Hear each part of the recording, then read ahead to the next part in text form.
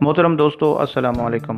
آج کی اس ویڈیو میں ہم حضور صلی اللہ علیہ وآلہ وسلم کے دادا اور سردار مکہ حضرت عبدالمطلب کا ذکر خیر کریں گے۔ آپ کا بچپن، آپ کی جوانی اور آپ کے اوصاف حمیدہ کا ذکر ہوگا۔ اس سے آپ حضور صلی اللہ علیہ وآلہ وسلم کے خاندان کا حسب و نسب جان سکیں گے۔ یہ بڑی ایمان افروز ویڈیو ہے، اسے آخر تک دیکھیے گا۔ حضور صلی اللہ علیہ وآلہ وسلم کے جد امجد عبد مناف کے 4 بیٹے تھے: ہاشم، مطلب، عبد شمس اور نوفل۔ سب سے بڑے بیٹے کا نام ہاشم تھا، جبکہ سب سے چھوٹے کا نام مطلب۔ ہاشم تجارت کے لیے شام جا رہے تھے۔ راستے میں ان کا گزر یثرب کی بستی سے ہوا۔ یثرب مدینے کا پرانا نام تھا۔ عمر بن لبید، جو خانوادہ بنی نجار کے سردار تھے، ان کے ہاں چند روز کے لیے آپ ٹھہرے۔ اسی اثناء میں عمر کی بیٹی سلمہ کو دیکھا۔ ہاشم نے ان کا رشتہ اس کے باپ سے طلب کیا۔ عمر نے بڑی خوشی سے اپنی بچی کا رشتہ مکہ کے قریشی سردار ہاشم کو دینا منظور کر لیا۔ شادی طے پائی، لیکن رخصتی نہیں ہوئی۔ البتہ عمر نے یہ شرط لگائی کہ جب اس کی بچی کے ہاں اولاد پیدا ہونے کا وقت آئے گا تو وہ بچی اپنے میکے گھر میں جنے گی۔ ہاشم اپنے کاروبار کے سلسلے میں ملک شام کو روانہ ہو گئے۔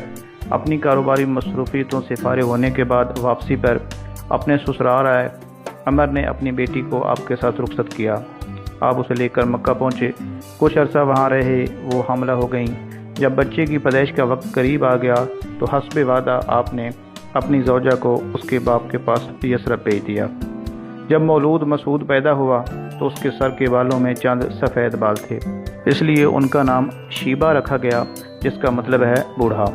حضرت ہاشم کی عمر ابھی 25 سال کے قریب تھی۔ یہ آپ کے شباب کا دور تھا۔ آپ اپنے تجارتی کارواں کو لے کر شام کے علاقے میں گئے، وہیں بیمار ہو گئے اور وفات پائی۔ آپ کا مزار غزہ شہر میں ہے۔ حضرت ہاشم کے بیٹے شیبہ اور ان کی والدہ سلمہ یثرب میں ہی رہ گئیں۔ 7 سال کا عرصہ گزر گیا۔ اتفاقاً بنو حرس بن عبد مناف کا ایک آدمی یثرب سے گزرا۔ اس نے وہاں کم سن بچوں کو نشانہ بازی کرتے ہوئے دیکھا۔ ایک بچہ جب اس کا تیر نشانے پر جا لگتا تو بڑی مسرت اور فخر سے نعرہ لگاتا: انا ابن ہاشم، انا ابن سید البطحاء، یعنی میں ہاشم کا فرزند ہوں اور میں بطحاء کی وادی کے سردار کا بیٹا ہوں۔ جب وہ شخص مکہ واپس آیا تو مطلب کے پاس گیا۔ وہ اس وقت حجر میں مجلس جمائے بیٹھے تھے۔ اس نے انہیں سارا واقعہ کہہ سنایا اور کہا کہ یہ کسی طرح مناسب نہیں کہ ہاشم کا بیٹا غریب الوطنی کی زندگی بسر کرتا رہے۔ جاؤ اور اسے ضرور اپنے وطن واپس لاؤ، تاکہ اپنے خاندان کے بچوں میں وہ بھی پروان چڑھے۔ مطلب نے کہا کہ میں ابھی یثرب جا کر اپنے بھتیجے کو لے آتا ہوں۔ اس آدمی نے اس سفر کے لیے اپنی اونٹنی بھی پیش کی۔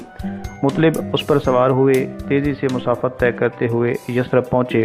صحیح قول یہی ہے کہ آپ نے اپنے بھائی کی بیوہ سلمہ کو کہا کہ وہ بچے سمیت ان کے ہمراہ مکہ چلے، تاکہ بچے کی صحیح ماحول میں مناسب تربیت اور پرورش ہو سکے۔ سلمہ نے خود تو مکہ آنے سے انکار کر دیا، لیکن اپنے بیٹے کے مستقبل کی خاطر بچے کو مکہ بھیجنے پر رضامند ہو گئیں۔ مطلب نے اپنے بھتیجے شیبہ کو اونٹنی پر اپنے پیچھے بٹھایا اور مکہ کے لیے روانہ ہو گئے۔ مکہ پہنچے تو دوپہر کا وقت تھا۔ بڑے بڑے رئیس اپنی اپنی مجلسیں جمائے بیٹھے تھے۔ جب مطلب ان کے پاس سے گزرے تو انہوں نے پوچھا کہ یہ بچہ کون ہے؟ آپ نے جواب دیا کہ یہ میرا غلام ہے۔ گھر پہنچے، بیوی نے بچے کے بارے میں استفسار کیا تو اسے بھی یہی جواب دیا کہ یہ میرا غلام ہے۔ اس طرح شیبہ عبدالمطلب کے نام سے مشہور ہو گئے۔ پھر مطلب نے بچے کو نہلایا، نیا لباس پہنایا اور لوگوں کو بتایا کہ یہ میرے بڑے بھائی ہاشم کا لخت جگر ہے۔ لیکن عبدالمطلب کے نام کو ایسی مقبولیت حاصل ہوئی کہ وہ عمر بھر اسی نام سے پکارے جاتے رہے۔ شیبہ جو ان کا اصلی نام تھا، اس کی طرف کسی نے توجہ نہ دی۔ جب عبدالمطلب تھوڑے بڑے ہوئے اور اپنی ذمہ داریاں نبھانے کے قابل ہو گئے تو آپ کے مشفیق چچا مطلب نے آپ کے باپ کی جائیداد ان کے حوالے کر دی۔ نیز رفادہ، سقایا وغیرہ کے مناصب جو ہاشم کے سپرد تھے وہ بھی ان کے حوالے کر دیے۔ رفادہ کے منصب میں حاجیوں کی مہمان نوازی، ان کی رہائش اور ان کے کھانے پینے کا انتظام کرنا تھا، جبکہ سقایا حجاج کو پانی پلانے کا منصب تھا۔ حج کے موسم میں قریش پانی کے ذخائر کو جمع کرتے اور ان میں زبیب یعنی کشمش ڈالتے، جس سے پانی کا ذائقہ میٹھا ہو جاتا، اور حج کے ایام میں تمام حاجیوں کو پینے کے لیے یہ پانی پیش کیا جاتا۔ چنانچہ رفادہ اور سقایا کے یہ دونوں مناصب جو کہ حضرت ہاشم کے سپرد تھے وہ بھی عبد المطلب کے حوالے کر دیے گئے۔ رفادہ کا منصب عبد مناف کے بعد ہاشم کو ملا، ان کے بعد عبد المطلب کو، ان کے بعد ابو طالب کو، ان کے بعد ان کے بھائی عباس کو ملتا رہا۔ یہ سلسلہ بنی عباس میں جاری رہا یہاں تک کہ بغداد اور مصر سے خلافت عباسیہ کا خاتمہ ہو گیا۔ سقایا کا منصب بھی عبد مناف کے بعد ہاشم، ان کے بعد مطلب کو ملا۔ جب ہاشم کے فرزند شیبہ یعنی عبد المطلب بڑے ہو گئے تو یہ منصب انہیں ملا، لیکن مطلب کی وفات کے بعد نوفل نے اپنے بھتیجے عبد المطلب سے یہ منصب چھیننے کی کوشش کی۔ آپ کے چچا نوفل نے ان تمام مکانات اور کھلے سینوں پر قبضہ کر لیا جہاں عبد المطلب حاجیوں کو زبیب ملا پانی پلانے کا انتظام کرتے تھے۔ عبد المطلب نے اپنے رشتہ داروں کو مدد کے لیے پکارا، انہوں نے یہ کہہ کر ساتھ دینے سے انکار کر دیا کہ یہ معاملہ چچے اور بھتیجے کے درمیان ہے، ہم مداخلت نہیں کرتے۔ چنانچہ عبد المطلب نے یثرب میں اپنے ننیال والوں کو مدد کے لیے لکھا۔ آپ کے ماموں ابو سعد بن عدی النجار آپ کا خط پڑھ کر رو پڑے، 80 سواروں کو ساتھ لے کر مکہ پہنچے اور ابتا یعنی وادی مکہ میں قیام کیا۔ عبد المطلب کو معلوم ہوا تو انہوں نے آ کر کہا کہ ماموں جان گھر تشریف لے چلیے۔ آپ نے کہا کہ بخدا ایسے نہیں ہو سکتا، جب تک میں نوفل سے ملاقات نہ کر لوں اس وقت تک میں آپ کے گھر نہیں آؤں گا۔ عبد المطلب نے بتایا کہ انہیں میں حجر میں مشائخ قریش کے ساتھ بیٹھے چھوڑ آیا ہوں، یعنی میں نے دیکھا ہے کہ وہ وہاں مشائخ قریش کے ساتھ بیٹھے تھے۔ ابو سعد فوراً وہاں پہنچے، نوفل انہیں دیکھ کر کھڑے ہو گئے اور کہا کہ اے ابو سعد صبح مبارک ہو۔ ابو سعد نے جواب دیا اللہ تعالیٰ تیری صبح کو مبارک نہ کرے۔ یہ کہہ کر تلوار بے نیام کر لی اور اعلان کیا کہ رب کعبہ کی قسم اگر تم میرے بھانجے کو اس کی چیزیں لوٹا نہیں دو گے تو میں اس تلوار کو تمہارے خون میں ڈبو دوں گا۔ نوفل نے کہا میں نے یہ ساری چیزیں اسے لوٹا دی ہیں۔ ابو سعد نے قریش کے سرداروں کو اس پر گواہ بنایا، پھر چند روز اپنے بھانجے کے پاس رہے، عمرہ ادا کیا اور یثرب لوٹ گئے۔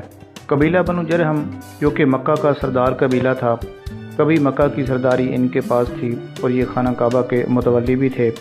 بنو جرہم کی بدعمالیوں کی وجہ سے جب بنو خزاعہ نے انہیں مکہ سے جلا وطن کیا تو انہوں نے جاتے ہوئے بیت اللہ شریف کے اندر سونے کے جو 2 ہرن آویزاں تھے اور تلواریں، زریں اور دیگر قیمتی سامان تھا وہ سب زمزم کے کنویں میں پھینکا، پھر اس کو مٹی سے بھر دیا تاکہ بنو خزاعہ اس سے فائدہ نہ اٹھا سکیں۔ چنانچہ سینکڑوں سال زمزم بند پڑا رہا، حتیٰ کہ لوگوں کے ذہنوں سے اس کی یاد اور اس کی اہمیت بھی محو ہو گئی۔ لوگ مکہ کے دوسرے کنووں سے اپنی ضروریات کو پورا کرنے لگے۔ ایک روز عبد المطلب حتیم میں سو رہے تھے، کسی نے خواب میں آ کر کہا آذر طیبہ کو کھودو۔ انہوں نے پوچھا کہ طیبہ کیا ہے تو کہنے والا غائب ہو گیا۔ دوسری رات پھر جب وہ اپنے بستر پر آ کر لیٹے، آنکھ لگی تو اس شخص نے پھر کہا آذر برا کو کھودو۔ آپ نے پوچھا برا کیا ہے تو پھر وہ غائب ہو گیا۔ تیسری رات پھر خواب میں آواز آئی آذر مظنونہ کو کھودو۔ آپ نے پوچھا کہ مظنونہ کیا ہے تو وہ کہنے والا پھر غائب ہو گیا۔ جب چوتھی رات آئی اور وہ اپنی خوابگاہ میں آرام کرنے کے لیے لیٹے تو آنکھ لگتے ہی آواز آئی آذر زمزم کو کھودو۔ آپ نے پوچھا کہ زمزم کیا ہے تو اس شخص نے تفصیلات بتاتے ہوئے کہا کہ زمزم تیرے پدر نامور کی میراث ہے، یہ چشمہ جس کا پانی نہ کبھی ختم ہوتا ہے اور نہ ہی اس کی کوئی مرمت کرنی پڑتی ہے، اس سے حجاج کرام کو سیراب کیا جاتا ہے، یہ گوبر اور خون کے درمیان میں ہے جہاں کالا کوا چونچے مار رہا ہے، چونٹیوں کی بستی کے بالکل قریب ہے۔ جب تفصیلات کا علم ہو گیا تو دوسرے روز آپ اپنے بیٹے حارث کے ہمراہ کدال لے کر آ گئے۔ اس وقت آپ کا یہی ایک بیٹا تھا۔ اصاف اور نیلا کے درمیان جہاں مشرکین بتوں کے لیے قربانی کے جانور ذبح کیا کرتے تھے وہاں پہنچے، دیکھا تو ایک سیاہ رنگ کا کوا وہاں چونچے مار رہا تھا۔ وہاں آپ نے کھدائی شروع کر دی، یہاں تک کہ وہ ایک ایسی تہہ تک پہنچ گئے جس سے کامیابی کے امکانات روشن ہو گئے۔ آپ نے فرط مسرت سے اللہ اکبر کا نعرہ بلند کیا۔ قریش نے ابتدا میں تو اس کاوش کو صحیح لا حاصل سمجھتے ہوئے کوئی پرواہ نہیں کی، لیکن جب کامیابی کے آثار نمایاں ہونے لگے تو انہوں نے مطالبہ شروع کر دیا کہ چاہے زمزم ہم سب کے باپ کا کنواں ہے، اس لیے ہمیں بھی اس کے کھودنے میں شریک کرو۔ آپ نے صاف انکار کر دیا اور فرمایا کہ یہ انعام اللہ تعالیٰ نے صرف مجھ پر کیا ہے، اس میں کسی کی شرکت بھی میں منظور نہیں کروں گا۔ انہوں نے کہا ہم آپ کو اس کے کھودنے کی اجازت نہیں دیں گے۔ جب جھگڑا بڑھا تو یہ طے پایا کہ دونوں فریق کسی کو اپنا ثالث مقرر کر لیں، جو فیصلہ وہ کر دے اس پر سب عمل کریں گے۔ جنگ اور خون ریزی سے بچنے کے لیے یہی ایک صورت تھی۔ چنانچہ قبیلہ بنی سعد بن حزیم کی ایک کہنہ کو اپنا ثالث مقرر کیا گیا۔ فریقین اپنے اپنے ہمراہیوں کے ساتھ اس کی طرف روانہ ہوئے۔ بنی سعد کا قبیلہ شام کی سرحد کے قریب رہائش پذیر تھا۔ راستے میں چٹیل میدان اور بے آب و گیا صحراؤں سے گزرنا پڑتا تھا۔ اثناء سفر حضرت عبد المطلب کے پانی کا ذخیرہ ختم ہو گیا۔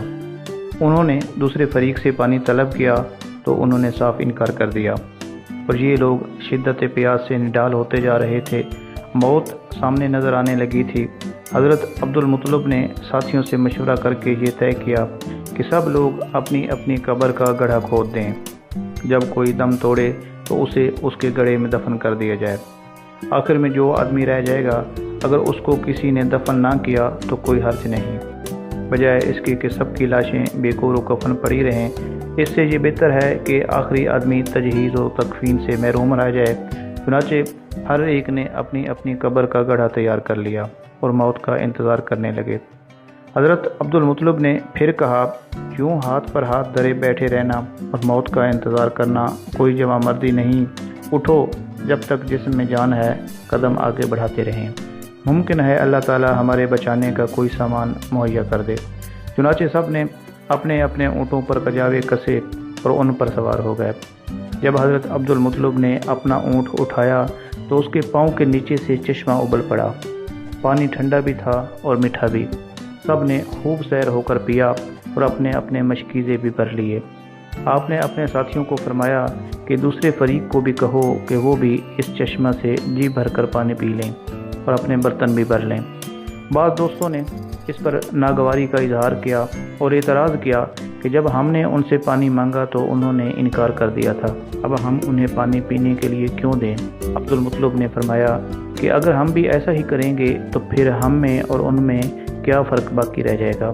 آپ نے اپنے مد مقابل فریق کو دعوت دی کہ وہ آئیں اور اس چشمہ سے اپنی پیاس بجھائیں۔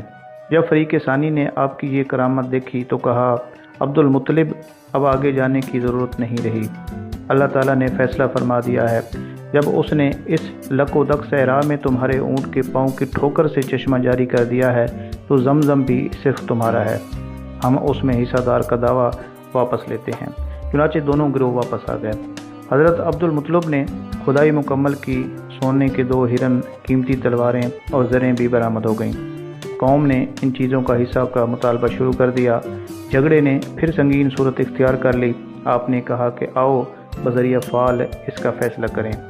فال کی یہ صورت تجویز ہوئی کہ 2 حصے کعبہ کے، 2 حصے عبد المطلب کے اور 2 حصے باقی قوم کے۔ جب قرعہ اندازی کی گئی تو کعبہ کے حصے کے 2 تیر ہرنوں پر، حضرت عبد المطلب کے 2 تیر تلواروں زروں پر پڑے، جبکہ قوم کے 2 تیر خالی نکلے۔ آپ نے سونے کے ہرنوں کو گلا کر سونے کے پترے بنوائے اور کعبہ شریف کے دروازے پر مونڈ دیے۔ حضرت عبد المطلب اپنے عظیم الشان کارناموں، اپنی بے مثل جود و عطا، اپنی اول العزمی اور بلند ہمتی اور خصائل حمیدہ کے باعث ساری قوم کی آنکھوں کے تارے اور سارے عرب کے لیے باعث فخر تھے۔ ایک جلیل القدر باپ کے بیٹے تھے۔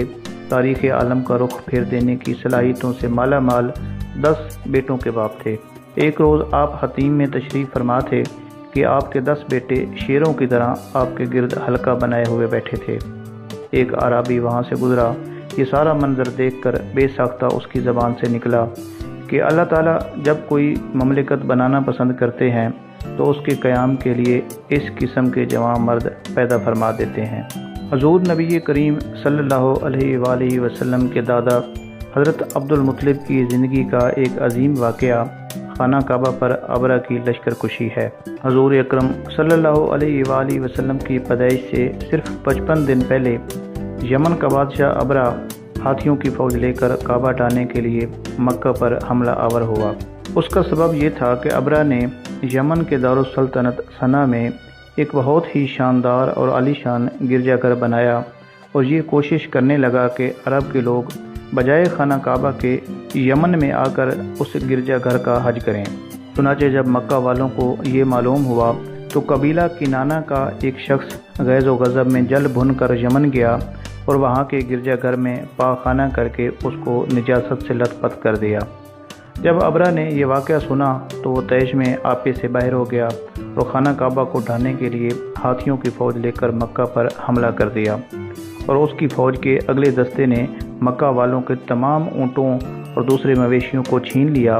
اس میں 200 یا 400 اونٹ حضرت عبد المطلب کے بھی تھے۔ عبد المطلب کو اس واقعہ کا بڑا رنج پہنچا، چنانچہ آپ اس معاملے میں گفتگو کرنے کے لیے ابرہ کے پاس گئے۔ جب ابرہ کو معلوم ہوا کہ قریش کا سردار اس سے ملاقات کرنے کے لیے آیا ہے تو اس نے آپ کو اپنے خیمے میں بلا لیا، اور جب عبد المطلب کو دیکھا کہ ایک بلند قامت، روبدار اور نہایت ہی حسین و جمیل آدمی ہیں جن کی پیشانی پر نور نبوت کا جاہ و جلال چمک رہا ہے، تو صورت دیکھتے ہی ابرہ مرعوب ہو گیا اور بے اختیار تخت شاہی سے اتر کر آپ کی تعظیم و تکریم کے لیے کھڑا ہو گیا اور اپنے برابر بٹھا کر دریافت کیا کہ کہیے سردار قریش، یہاں آپ کی تشریف آوری کا کیا مقصد ہے؟ عبد المطلب نے جواب دیا کہ ہمارے اونٹ اور بکریاں وغیرہ جو آپ کے لشکر کے سپاہی ہانک کر لے آئے ہیں، آپ ان سب مویشیوں کو ہمارے سپرد کر دیجیے۔ یہ سن کر ابرہ نے کہا کہ اے سردار قریش، میں تو یہ سمجھتا تھا کہ آپ بہت ہی حوصلہ مند اور شاندار آدمی ہیں، مگر آپ نے مجھ سے اپنے اونٹوں کا سوال کر کے میری نظروں میں اپنا وقار کم کر لیا ہے۔ اونٹ اور بکری کی حقیقت ہی کیا ہے؟ میں تو آپ کے کعبہ کو توڑ پھوڑ کر اسے برباد کرنے کے لیے آیا ہوں، آپ نے اس کے بارے میں کوئی گفتگو نہیں کی۔ عبد المطلب نے کہا کہ مجھے تو اپنے اونٹوں سے مطلب ہے، کعبہ میرا گھر نہیں ہے بلکہ وہ تو خدا کا گھر ہے، وہ خود اپنے گھر کو بچا لے گا، مجھے کعبے کی فکر کرنے کی کوئی ضرورت نہیں ہے۔ یہ سن کر ابرہ اپنے فرعونی لہجے میں کہنے لگا کہ اے سردار مکہ، سن لیجئے، میں کعبہ کو ڈھا کر اس کی اینٹ سے اینٹ بجا دوں گا، روئے زمین سے اس کا نام و نشان مٹا دوں گا، کیونکہ مکہ والوں نے میرے گرجا گھر کی بڑی بے حرمتی کی ہے، اس لیے میں اس کا انتقام لینے کے لیے کعبہ کو مسمار کر دینا ضروری سمجھتا ہوں۔ عبد المطلب نے فرمایا کہ پھر آپ جانیں اور خدا جانے، میں آپ سے سفارش کرنے والا کون ہوتا ہوں۔ اس گفتگو کے بعد ابرہ نے تمام جانوروں کو واپس کر دینے کا حکم دے دیا۔ چنانچہ حضرت عبد المطلب اپنے تمام اونٹوں اور بکریوں کو ساتھ لے کر اپنے گھر چلے آئے اور مکہ والوں سے فرمایا کہ تم لوگ اپنے اپنے مال مویشیوں کو لے کر مکہ سے باہر نکل جاؤ اور پہاڑیوں کی چوٹیوں پر چڑھ کر اور دروں میں چھپ کر پناہ لے لو۔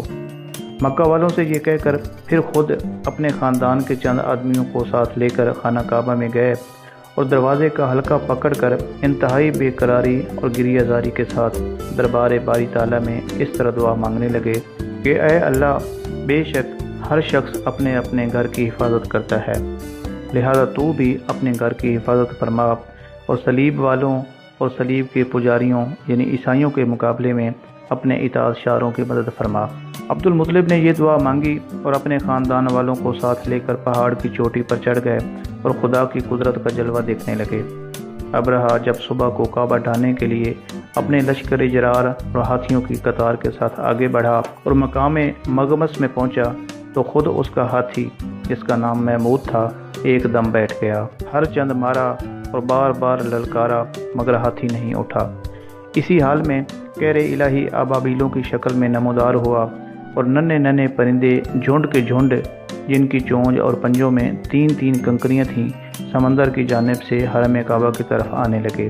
ابابیلوں کے ان لشکروں نے ابرہ کی فوجوں پر اس زور و شور سے سنگباری شروع کر دی کہ آن ہی آن میں ابرہ کے لشکر اور اس کے ہاتھیوں کے پرخچے اڑا دیے گئے۔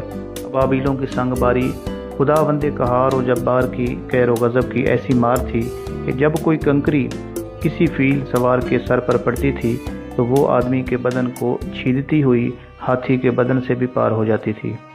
ابرہ کی فوج کا ایک آدمی بھی زندہ نہیں بچا اور سب کے سب ابرہ اور اس کے ہاتھیوں سمیت اس طرح ہلاک و برباد ہو گئے کہ ان کے جسموں کی بوٹیاں بوٹیاں ٹکڑے ٹکڑے ہو کر زمین پر بکھر گئیں۔ چنانچہ قرآن مجید کی سورہ فیل میں خداوند قدوس نے اس واقعہ کا ذکر کرتے ہوئے ارشاد فرمایا اے محبوب، کیا آپ نے نہیں دیکھا کہ آپ کے رب نے ان ہاتھی والوں کا کیا حال کر دیا؟ کیا ان کے خداؤں کو تباہی میں نہیں ڈالا اور ان پر پرندوں کی ٹولیاں بھیجیں تاکہ انہیں کنکر کے پتھروں سے ماریں تو انہیں چبائے ہوئے بھس جیسا بنا ڈالا۔ جب ابرہہ اور اس کے لشکریوں کا یہ انجام ہوا تو عبد المطلب پہاڑ کی چوٹی سے اترے اور خدا کا شکر ادا کیا۔ ان کی اس کرامت کا دور دور تک چرچا ہو گیا اور تمام اہل عرب ان کو ایک خدا رسیدہ بزرگ کی حیثیت سے قابل احترام سمجھنے لگے۔ محترم دوستو، حضور اقدس صلی اللہ علیہ وآلہ وسلم کے دادا عبد المطلب، جو ہم پہلے ہی بتا چکے ہیں کہ جن کا اصلی نام شیبہ ہے، یہ بڑے ہی نیک نفس اور عابد و زاہد تھے۔ غار ہیرا میں کھانا پانی ساتھ لے کر جاتے اور کئی دنوں تک لگاتار خدا کی عبادت میں مصروف رہتے۔ رمضان المبارک کے مہینے میں اکثر غار ہیرا میں اعتکاف کیا کرتے تھے اور خدا کے دھیان میں گوشہ نشین رہا کرتے تھے۔ رسول صلی اللہ علیہ وآلہ وسلم کا نور نبوت ان کی پیشانی میں چمکتا تھا اور ان کے بدن سے مشک کی خوشبو آتی تھی۔ اہل عرب خصوصاً قریش کو ان سے بڑی عقیدت تھی۔ مکہ والوں پر جب بھی کوئی مصیبت آتی یا قید پڑ جاتا تو لوگ عبد المطلب کو ساتھ لے کر پہاڑ پر چڑھ جاتے۔ وہ بارگاہ خداوندی میں ان کو وسیلہ بنا کر دعا مانگتے تھے تو دعا قبول ہو جاتی تھی۔ آپ لوگوں کو لڑکیوں کو زندہ تربور کرنے سے بڑی سختی کے ساتھ روکتے تھے اور چور کا ہاتھ کاٹ ڈالتے تھے۔ اپنے دسترخوان سے پرندوں کو بھی کھلایا کرتے تھے، اسی لیے آپ کا لقب مطعم الطیر یعنی پرندوں کو کھلانے والا ہے۔ شراب اور زنا کو حرام جانتے تھے اور عقیدہ کے لحاظ سے موحد تھے۔ زمزم شریف کا کنواں جو بالکل پٹ گیا تھا، جیسا کہ ہم نے آپ کو پہلے ہی بتایا ہے، آپ ہی نے اس کو نئے سرے سے کھدوا کر درست کیا اور لوگوں کو آب زمزم سے سیراب کیا۔ آپ خانہ کعبہ کے متولی اور سجادہ نشین تھے۔ اصحاب فیل کا واقعہ آپ ہی کے وقت میں پیش آیا۔ آپ نے 120 برس عمر پائی اور اس کے بعد خالق حقیقی سے جا ملے۔ تو دوستو، حضرت ہاشم کے عظیم فرزند عبد المطلب کا یہ عظیم واقعہ تھا جو ہم نے آپ کی خدمت میں پیش کیا۔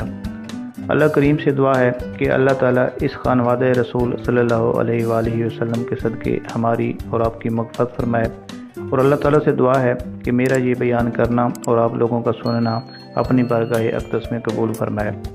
اپنا خیال رکھیے گا، دعاؤں میں یاد رکھیے گا۔ اللہ حافظ۔